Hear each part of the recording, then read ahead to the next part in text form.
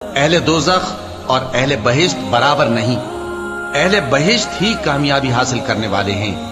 اگر ہم یہ قرآن کسی پہاڑ پر نازل کرتے تو تم اس کو دیکھتے کہ اللہ کے خوف سے دبا اور پھٹا جاتا ہے، اور یہ مثالیں ہم لوگوں کے لیے بیان کرتے ہیں تاکہ وہ غور کریں۔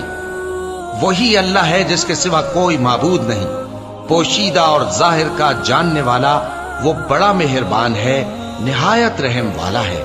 وہی اللہ ہے جس کے سوا کوئی عبادت کے لائق نہیں، بادشاہ حقیقی، ہر عیب سے پاک، سلامتی دینے والا، امن دینے والا، نگہبان، غالب، زبردست، بڑائی والا۔ اللہ مشرکوں کے شرک سے پاک ہے۔ وہی اللہ تمام مخلوقات کا خالق، ایجاد و اختراع کرنے والا، صورتیں بنانے والا، اس کے سب اچھے سے اچھے نام ہیں۔ جتنی چیزیں آسمانوں اور زمین میں ہیں سب اس کی تسبیح کر